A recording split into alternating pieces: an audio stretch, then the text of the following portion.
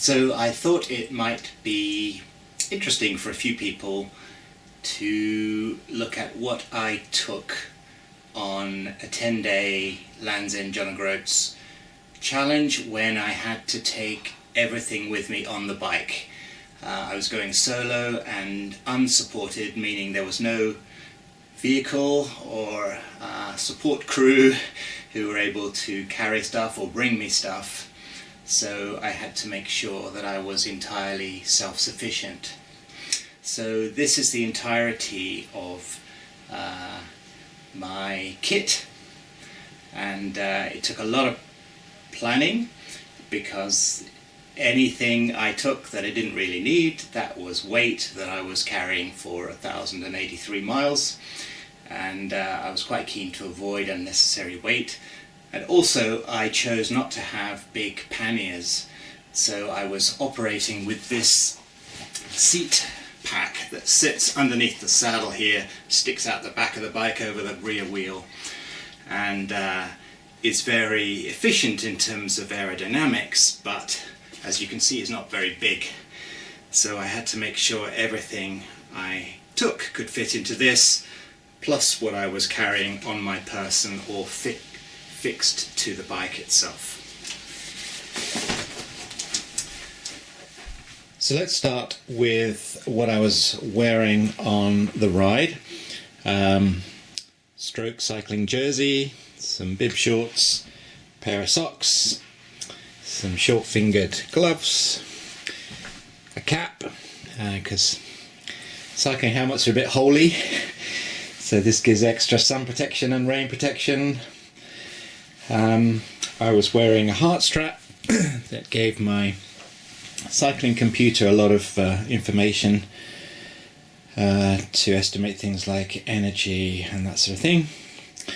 I had a pair of cycling goggles to keep out the wind and the rain and the midges from the eyes.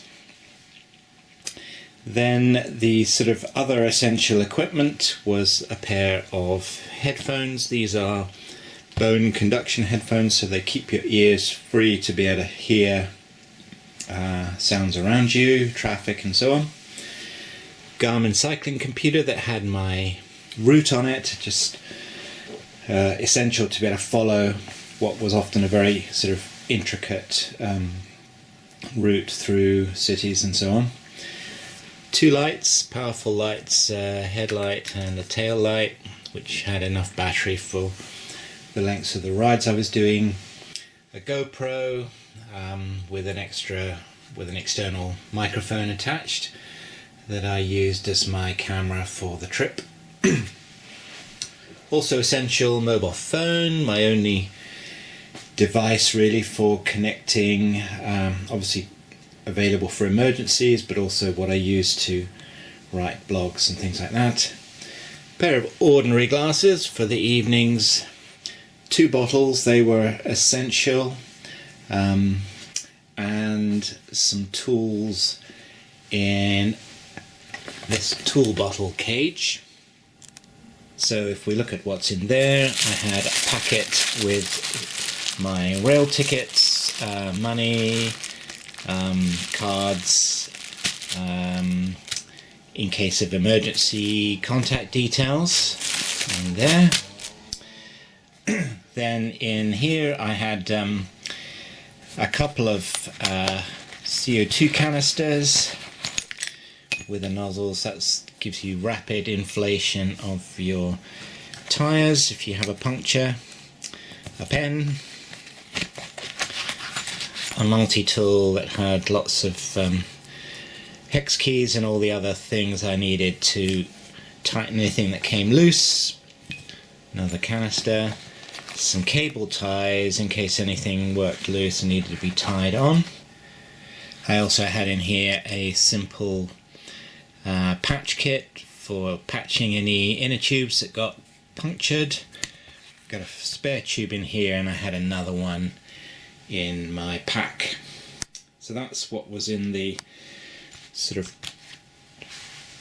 tool compartment that I would have ready access to, in addition to the CO2 canisters, I had a small pump where I could pump tyres manually.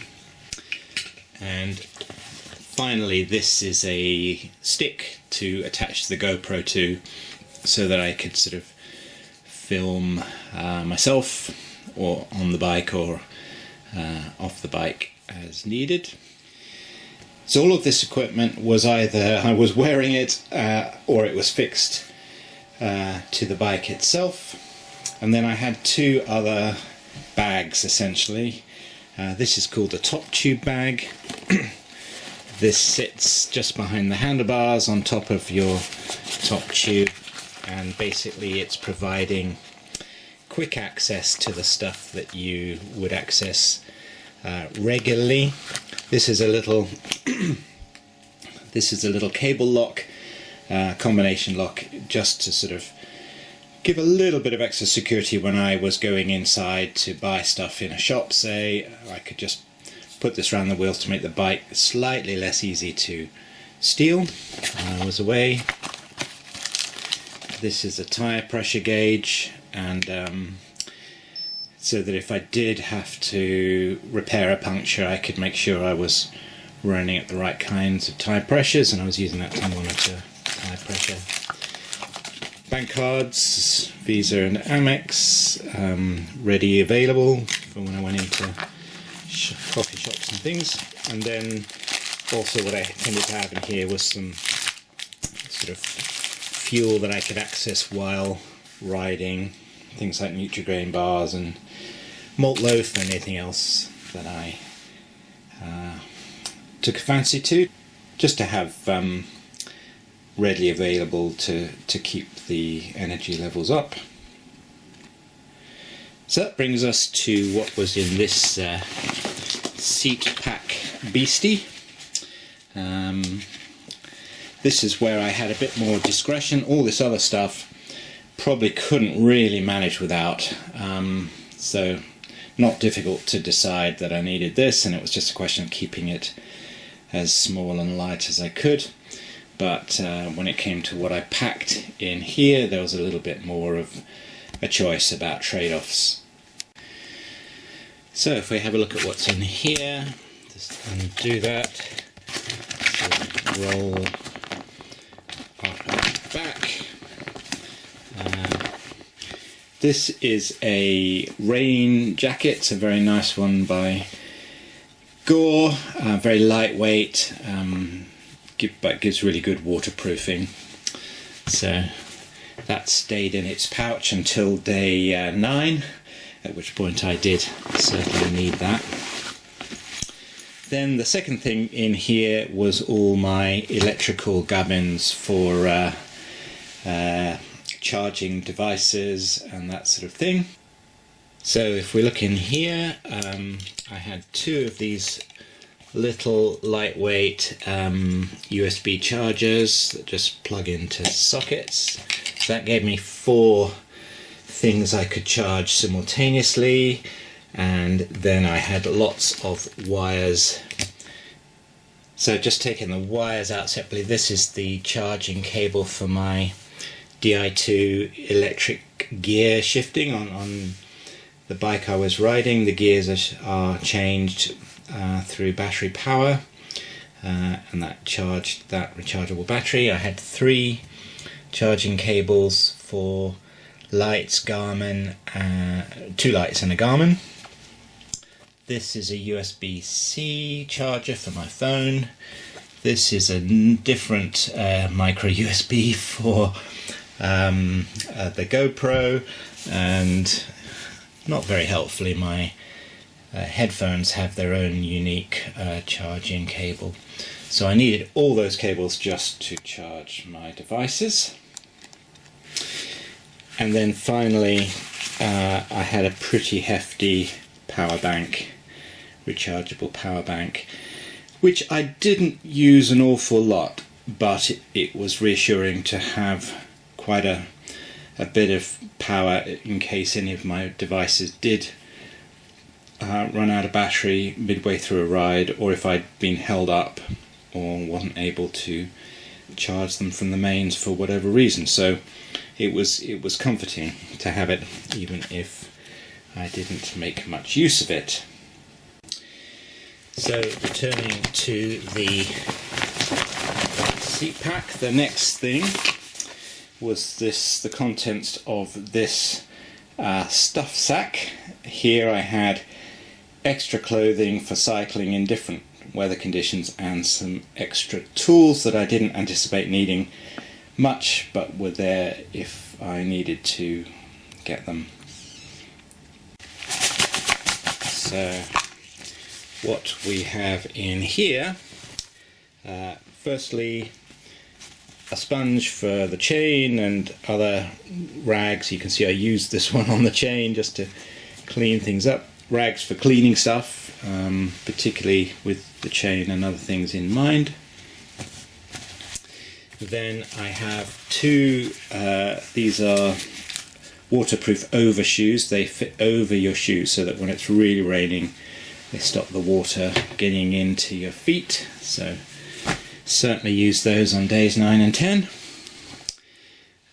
These are arm warmers. They give you extra warmth when the weather is cold, and I did use those on the ride. Not a great deal because it was pretty warm, but there were a couple of mornings where it was cold enough to use them for the first couple of hours until things warmed up. Likewise, I had some leg warmers that were available if it was particularly cold. This is the one thing I didn't use. I almost used them one day when the midges were really bad, but in Scotland, but decided that actually keeping going was better than sort of trying to protect myself when I was stationary. Then we have this thing, which is a buff. It's like a hollow tube of fabric you put around your neck, and that was really good on cold mornings, and also when I was not feeling well, when I was feeling feverish, just to keep the neck area warm. This is a gilet. It's like a short-sleeved top that you wear. Yeah, wore this a little bit when it was colder mornings, and then sort of stuffed it in my pocket once things had warmed up. Then we've got a few little tools. So I had a little bit of chain lube. 1,000 miles without lubricating your chain is a bit much, so I was able to lubricate the chain. These I ummed and ahed because they were a bit heavy. These are chain spanners if you need to sort of break your chain to change it for whatever reason. Then these are important tools, and I did use them, so I was quite glad I had chosen to take the weight of those.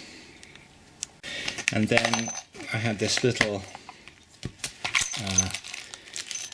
box. This thing is called a derailleur hanger. If you have an accident and you go over on the side of the bike, it's easy to bend or break the hanger that attaches your derailleur to the bike, and they're very specific to the frame of your bike, so chances are if you broke one you would struggle to get a spare. So it's good advice to take a spare one of those just in case you have an accident. These are chain quick links if you need to, if you get a broken chain or you need to change your chain, you can replace the offending link with one of these, and that gets you going. I had a spare micro SD card for my GoPro. Didn't need it in the end, but it was there in case I did. Another chain links. These sort of nasty looking nails have a very sharp point and are good for digging stones and bits of glass and flint out of your tyres, so that those offending things don't keep working their way into the tyre and potentially giving you a puncture. So didn't need them, but often do as a regular cyclist at the end of a ride. Just dig anything that's managed to work its way into the carcass of your tyre out. Yeah, sort of in case you need to get the cards out of your mobile phone, a paperclip. So we're getting through what's in the seat pack, and here we have 2 Crocs, the lightest footwear I could find for wearing in the evenings if I was needing to go out and about. These are also useful for stuffing other things so that their size could be used more efficiently. So that's an extra inner tube, and this is my bag of toiletries. So if we take a quick look at these, so as if by magic all those things are out of the bag. So toothbrush, mini toothpaste, toothpicks, just because you're on a challenge doesn't mean you can't aim for good oral hygiene, a comb, some nail clippers I probably didn't need. I was a bit worried my nails might grow in the 10 days of the trip, but they didn't really. Athlete's foot ointment can be quite a problem with your sort of feet in those enclosed shoes for so long, and that's the smallest medicine I could find for that. A couple of things, chamois cream or saddle cream, that with the aim of trying to prevent saddle sores, and then if you get them, sort of pseudocrem for healing overnight. Small thing of shampoo. I was using these little mini sunscreens and got through 2.5 of those in the trip, and some antiperspirant. So that was the sum total of my toiletries, and relying on some soapy stuff in each B&B I stayed at as well. So then there is the book, Land's End to John O'Groats, the book that I was following. Had lots of information about the route, so I was reading that overnight to sort of plan my stops for the following day. And then in addition to the red stuff sack, I had this orange one which contained the clothes I wore in the evenings. So I'll just get those out.